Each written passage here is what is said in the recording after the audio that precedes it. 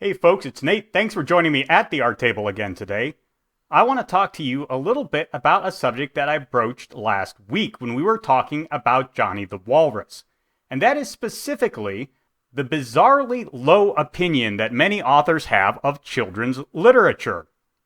I wish I could say that this was unique to a specific sphere of writers, or that a specific genre of writers, perhaps science fiction writers, did not think much of children's literature, but unfortunately, it seems to be a universally held opinion that children's literature is somehow a step down from all other books.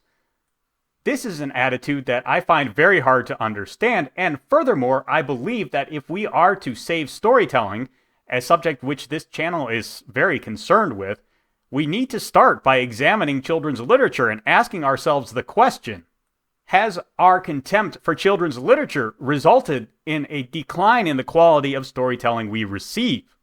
While my gut answer to that question is yes it has, I can't actually answer it in a definitive way. Storytelling has trends just like any other part of culture, and it's very hard to evaluate those trends when you are smack in the middle of them. Furthermore, stories specifically for children are such a recent development that it's hard to gauge the impact that basically sectioning them off from the rest of culture has made on children's literature, and on culture as a whole. While it is a question that I am very interested in, it's not one I'm going to try and answer here. Instead, what I want to do here is talk about stories for children, and how the ways these stories have changed, I think, has coarsened our culture. One of the earliest storytelling experiences I can remember is my mother reading me Charles Dickens' A Christmas Carol at Christmas time when I was 5 or 6 years old. Now, I'm not referring to watching A Christmas Carol as seen through the eyes of the Muppets or through a famous Hollywood actor presenting the part of Scrooge. I'm talking about reading directly from the original Charles Dickens story to myself and my older sister, who would have been about 7 or 8. Many people today would consider this a bold choice. This is because Charles Dickens lived in the 1800s. He wrote in an English language that is similar to what we speak now, but also in many ways very different. He referred to cultural practices and cultural institutions that do not exist anymore. For example, the poorhouse, or the tying up of the jaw of a dead body. I distinctly remember thinking for years that Marley was killed by some kind of act of violence, because clearly the bottom of his face was broken off and they had to tie it shut with a piece of cloth. But no, it turns out this is simply something they did with a dead body so the mouth would not fall open in the coffin when the coffin top was open. I didn't come to understand this until much later, when I asked what happened to Marley, and I was told he just died of old age. Now, a modern writer writing a story that they expected children to hear might omit this detail. And they might do this for a number of reasons. First of all, it's kind of gruesome. Dead bodies are not something that children see a whole lot of, even back then. Although it was probably more common, as people did die much more from both disease and violence. That said, it was not something that Dickens shied away from, and he still told a story that the modern American child, circa 1990, could easily understand. Now, it is fair to say that Charles Dickens was not, at the time, writing his story for children. He was writing it to general audiences because you had to be an adult to afford to buy even a cheap book in that time. But Dickens was well aware of the fact that children would hear his story. He knew that people who could read would probably share stories with their children as a form of entertainment.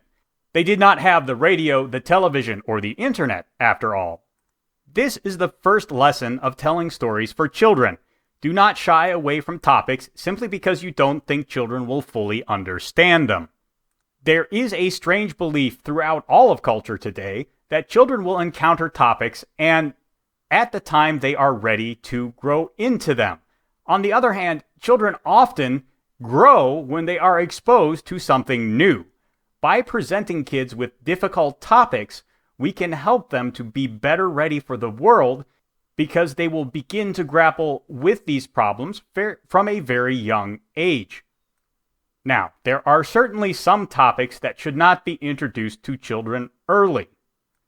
The full depravity of man, for example, is not something that children are really equipped to deal with. By the same token, before puberty, kids can't really deal with sexual topics. They just don't have any context for it. And some very esoteric topics, like, say, theology, may be beyond the reasoning capabilities of a very young child and may just bore them because it involves a lot of topics they just can't wrap their heads around. Although I would argue on this last front, there is still some value to introducing these ideas just so that grappling with unknowables can be something their brain does as they are growing, rather than waiting until they are fully grown. Just as most athletes begin when they are fairly young, most champions of thought begin to grapple with difficult ideas from a very early age. I know many of the topics that I write about now have been stewing in the back of my mind since I first encountered really great stories like A Christmas Carol or Star Trek. Speaking of which, the second thing I think that modern children's storytelling is missing is an appreciation for classics. Now, it's certainly true, I did not read a great deal of Shakespeare or Greek myth as a child. I really didn't start to deal a whole lot with it until I was in late middle school and my high school career. But I already had an understanding of both of these groups of literature because I had been exposed to them already through stories that I could understand. Patrick Stewart was a well-educated Shakespearean actor before he was Captain Picard, and the writers took full advantage of that, giving him several opportunities to show off his Shakespearean prowess over the course of the show. Seeing Shakespeare come out of the mouth of a man that I very much admired as a child not only made me familiar with a kind of language from a very early age, it also contextualized Shakespearean stories as both interesting, because anything Captain Picard was interested in, I wanted to be interested in, and as insightful and relevant to understanding the human condition in the present day. After all, if it was going to be relevant in the 24th century, it was definitely relevant to the 20th. I've spoken before on this channel about the Western concept of the Great Conversation, the idea that all writers, all authors, all painters, really all artists in every genre are not just creating their own work, but also commenting on the ideas and philosophies of other writers in other works, or obviously, if not writers, painters, etc. And you can even have cross-genre discussion. You might have an author who quotes a famous song to make a point. Again, this was a concept that I understood by seeing it play out in Star Trek, which often included references to older works to help illustrate points. Many children's stories these days are self-contained, and there's nothing wrong with that when you are working for very, very young children, perhaps children who are just beginning to read. There are no, or at least very few, great literary references, for example, in Dr. Seuss, and yet his work is a very excellent resource to draw on when you are dealing with kids who are learning to read. That said, just because a child is learning to read and using the works of Dr. Seuss, for example, as an aid, that doesn't mean there is no value to also exposing them to other kinds of stories.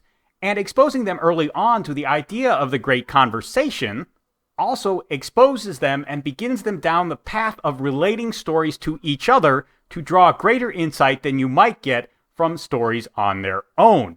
And that is, I think, one of the great skills that has been lost in our culture over the last 20 to 40 years.